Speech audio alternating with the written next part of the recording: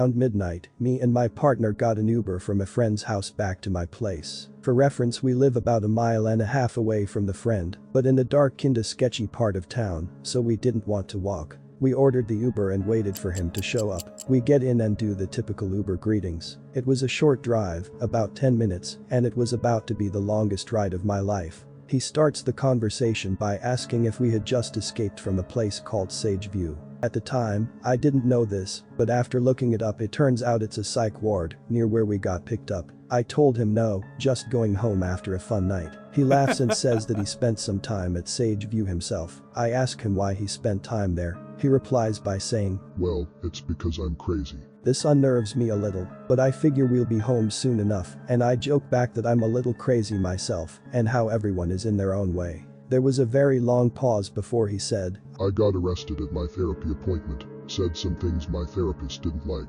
This sets off so many alarm bells inside my brain that I almost jumped out of the car with my partner. I was trying to silently get her attention, but like always, when she's with me, she kind of shut off her situational awareness and didn't notice anything wrong. I decided to let him talk because at that moment, his silence was making me uneasy. I asked him what he said that his therapist didn't like. He laughed way too long for a question like that and replied, "It doesn't matter." There was another very long pause again and then, out of nowhere, he started asking me too many questions with a threatening inflection. At that point I took the hint and stopped pushing the subject and started directing him myself instead of trusting him to follow the map. We had maybe 2 minutes left in the drive and I noticed him glaring at me in the mirror. He was not even watching the road. I told him to just pull over and let us out because I felt that no amount of walking was worse than being in a car with that man. Me and my partner got out and started speed walking. He was just sitting in his car in the middle of the road, watching us walk away. I didn't hear his car start until we were down on the next street.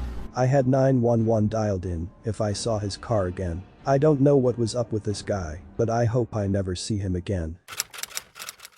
This all begins when I was at my friend's apartment, who lived in a really rough part of town. In a series of poor decisions, that night I decided to get very drunk. After a solid night of partying, around 4 a.m., when I was not in the right state of mind, my drunk brain decided that instead of staying the night at my friend's apartment, like I normally would, I wanted to Uber back to my own apartment. My friend's apartment had 2 separate entrances to the building, one in the back, which was the unlit parking lot of the building, and one facing the street, which was in front of the building. They had 2 sets of keys for each door, and I only had keys to the one in the back of the apartment. Since my Uber would obviously arrive at the street, so I took the front entrance, but there was a problem. The door in the front of the building locks itself whenever someone uses it. Anyways, I exited this way and started waiting for the driver. Looking back, standing outside that building, I realize I looked like the easiest target on the planet. I was a small petite female in my early 20s, and I could hardly stay upright.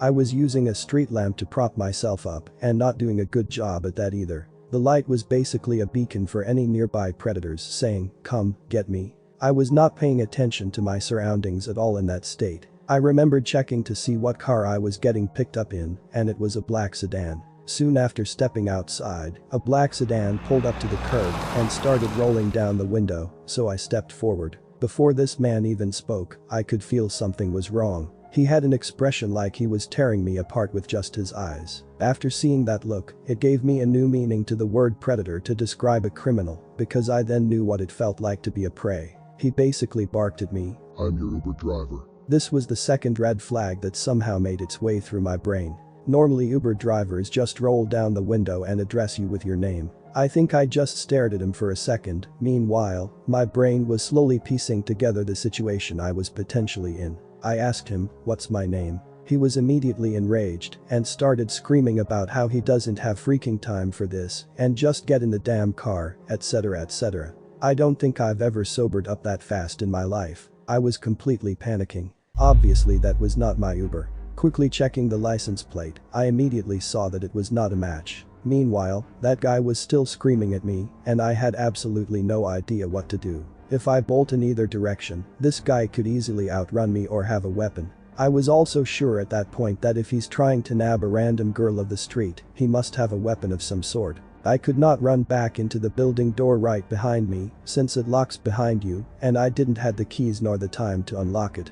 Running towards the back door would do nothing as well, as he was idling right by the mouth of the driveway towards the back parking lot, and again, I would have to take the time to find the right keys to get in.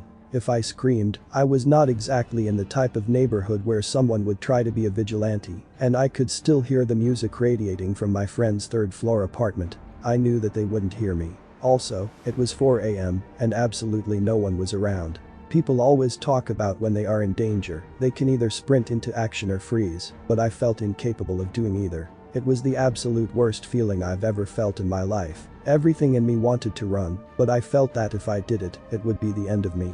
But if I kept standing there, staring in shock at that screaming man, the result would be the same. From when he started screaming at me to this point, I'm guessing only 20 seconds had passed by. Just as he was looking like he was getting ready to get out of the car, another black sedan pulls up right behind him. Checking the license plate as quickly as I could, I realized it was my actual Uber. I made a full sprint to the car and threw myself in, screaming at my real Uber driver, "What's my name?" The poor dude looks terrified, but responds with my name quickly, to which I replied, "Get me the heck out of here, that man is bad news." If I was in this Uber driver's position, I think I would be too shocked to react as quickly as he did, but my dude flew out of there, offered to call the cops for me, which I declined, and now regret, and then walked me to the front door of my apartment, ensuring I got inside safely. Truly, he was an incredible human being. You can rest easy knowing he got the fattest tip my college student bank account would allow for, although he deserved much, much more. This happened about 6 months ago. I was leaving a work function at a bar around midnight in a large city. I was about an hour away from the suburban home I share with my partner. For reference, I'm a woman in my mid-20s with an average build, not tall, not strong, definitely not threatening in any way, and I was a bit buzzed that night. I usually take a company car home, but I hadn't reserved one, since I didn't know what time I'd be leaving, so I just decided to Uber. The company reimburses me for the bill anyway, so it was no difference to me. Once the Uber pulls up, I said goodbye to my colleagues and get in the backseat. I'm always very nice to my Uber drivers, so I introduced myself. This driver, let's call him Jack, seemed totally normal.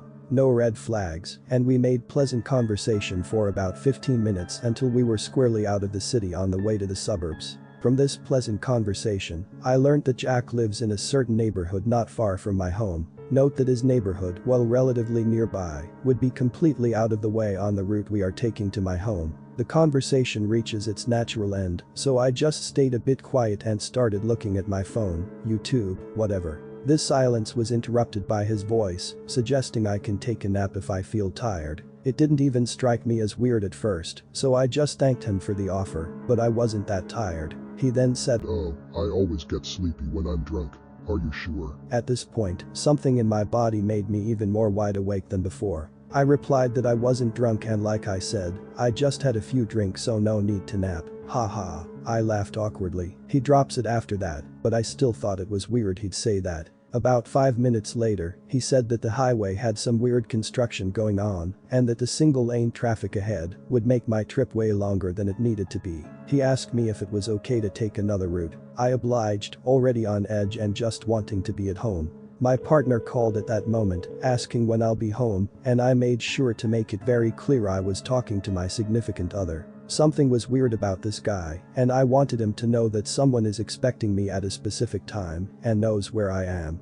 After I hung up the phone, Jack stayed quiet and we get off the highway, onto a different way that I've never used, but I guess that's to be expected on a different route home. I was looking at random videos on my phone because I didn't want to talk to this guy anymore. I was not even looking up until he said my house is only 5 minutes from here. Okay, pit in my stomach. I was probably a good 25 minutes away from my house right now, a distance enlarged by his shortcut. I said some nonsense about how I like the neighborhood and how my boyfriend and I were thinking of moving here instead. Blah blah, basically anything I can think of to make it seem like I didn't think that it was weird and I was not picking up any signals. Surprisingly, he didn't said anything in response and now started driving on a road in a direction I knew led to my house. Phew. Crisis averted, right, except not really. 15 minutes to go and my surroundings were more familiar. Just as I was starting to feel more at ease, he started asking questions about my boyfriend. What does he do?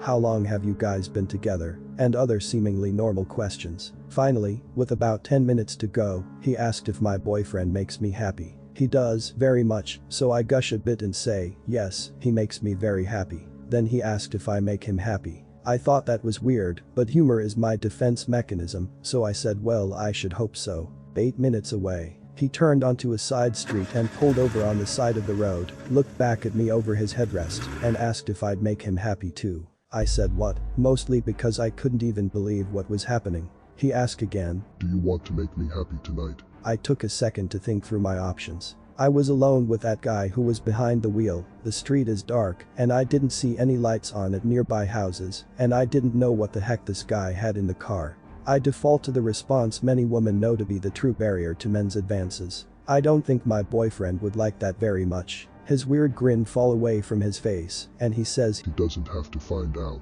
Come on, make me happy. I know a few ways you can start. I told him my boyfriend was expecting me home any minute, and besides I love him, I don't want to hurt him, can you please just take me home? I carry my self-defense gadgets with me all the time, but all I could think of was to appeal to this guy's sensitive side. Somehow, it worked and he didn't say another word after that, just turned back around and silently drove me home. Weirdly enough I said thanks as I got out of the car, and that was that. I got into my house and started crying immediately for some reason as soon as I hugged my partner. He told me that I need to contact Uber immediately and tell them what happened so that Jack can never try to take advantage of anyone else. I agreed and pulled up the app to file the complaint. Except, when I looked at my last ride, the picture in the profile was 100% not the same guy who drove me home. The car was the same, but not the driver. The guy in the photo was brown and wore a turban, maybe he was in his early 40s. The guy who drove me home was white and seemed just a bit older than me.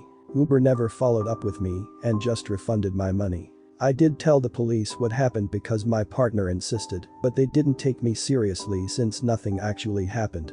I was worried for a while since this guy knew where I lived, but apparently I think it's long forgotten. Moral of the story is to always make sure the photo in your Uber driver's profile matches the person who's driving the car.